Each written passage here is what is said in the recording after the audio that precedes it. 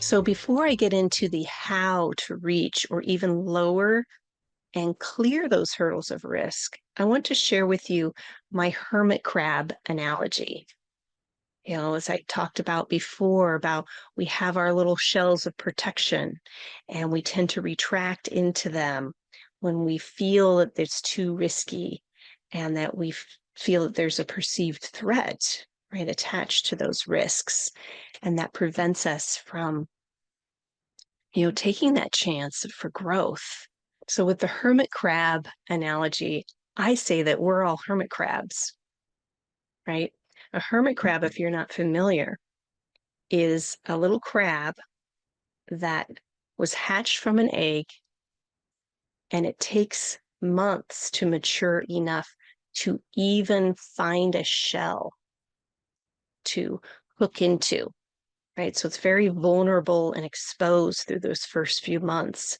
And it has a little muscle, like a little tail, and it finds an empty shell and it hooks into that shell, right?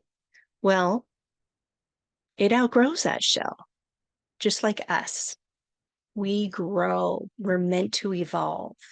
And so we get comfortable in our shells, such as getting through grade school, getting into middle school, through high school, right? We know that shell. And then after that, then we have to expand.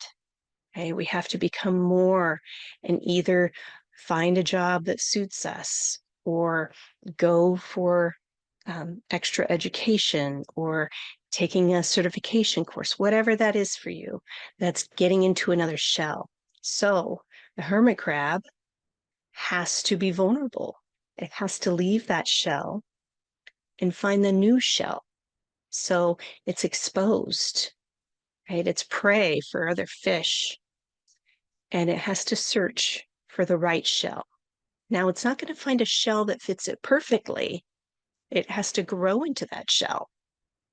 And I think we forget about that. We think that, oh, I'll get that job or I'll do this and everything will be so perfect. My life's going to be so much better.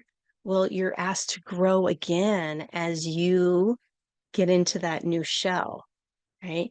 You grow into it, become comfortable, and then guess what? There's other things that happen in life, other challenges, and you're asked to grow again. You're asked to leave that shell and find a new shell. And this is the whole life process. We are growing and shifting and changing. And if we don't see that as an opportunity for growth by taking those risks and being exposed and vulnerable, then we're going to stay uncomfortable, right, in that shell and keep complaining about how uncomfortable it is instead of, leaning into those risks. So again, that leads it back to the BS that I talked about before, right? We complain about things or we wish things would change so that we'll feel better about ourselves and the situation. That's a belief system. And these opportunities are coming, but we look at the risk and nope, can't do that. I don't have enough money. Well, that could be true, but there are other ways around it. And most of the time, it's because our mind only can recall or works from past or perceived future experiences, right? The mind is working from the past, how our parents or our caregivers related to money or to relationships or to work.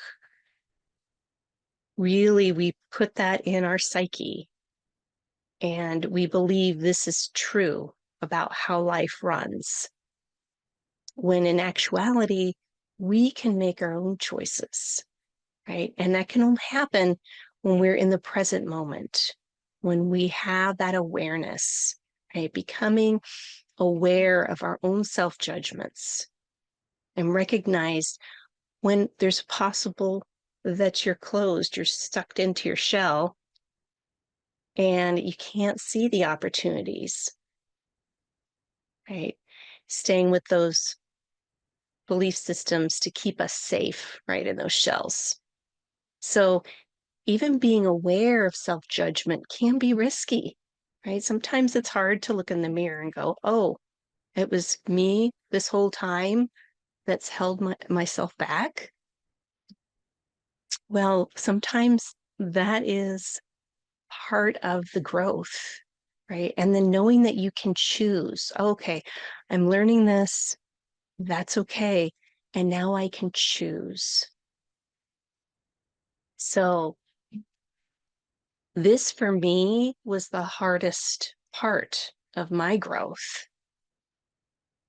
I know for myself that challenging hurdle, to get over um, was my belief systems. And I discovered there are many heights of hurdles that we have, but this is the most rewarding because I realized that I could start to laugh at my thoughts about myself and others in situations, right? And I can make a choice to redirect my attention and bring it back to myself. And actually pausing and asking myself, what is it that I want from this? Am I putting expectations on these people, or am I really bringing it back to me and understanding and learning more about myself during this process? So I have a little story to share with you about a risk that I overcame, and it does have to do with a hurdle. So in junior high, I ran track and I competed in sprint relays and in the long jump. And for the long jump trainings, the coach decided to put a hurdle between the running path and the sand pit. And the idea was for us to jump the hurdle to gain height so that we could jump further. Well, for my first attempt, I was too focused on the block, that hurdle that was in the way, right? And remind myself and also you that what I was like 15 at the time.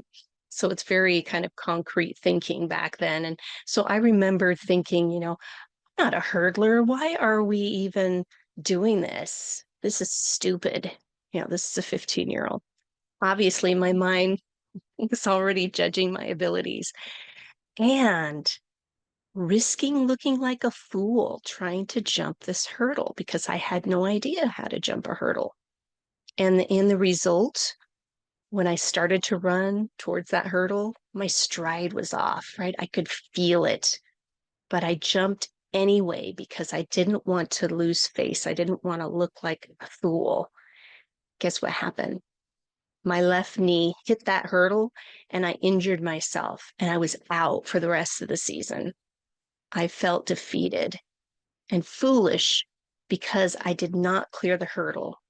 I took the risk and failed miserably. And then the next year, that didn't deter me from going running track again the next year. But guess what? Same situation. The coach again placed that hurdle right before the pit. I felt so overwhelmed. I didn't want to get hurt again. And it took me a long time even to attempt jumping over the hurdle. Even though my teammates were cheering me on and encouraging me to jump it, that self-doubt loomed over me, right? I literally felt the pain and that emotional struggle, right? This is the psychosomatic responses that's happening here. And that struggle was still resonating from last year's failure, right? Taking that risk and failing at it.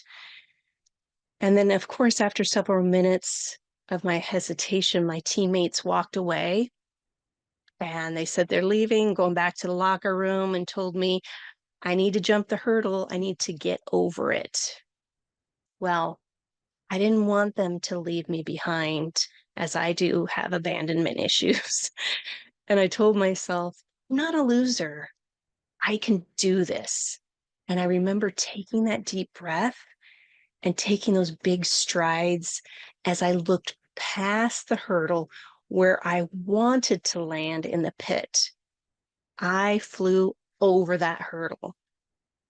Yeah, I went beyond my BS of the past experiences, of the actual injury, that emotional and physical injury, and took the risk. But it was from a different frame of mind, right? It wasn't, I hope I can clear the hurdle, or I don't know if I can make it. My focus came from a place of, I got this. I'm going to show them I can jump this hurdle. So I hope you can also shift your perception of risk and see it as a challenge that you can overcome those hurdles and learn from your experiences.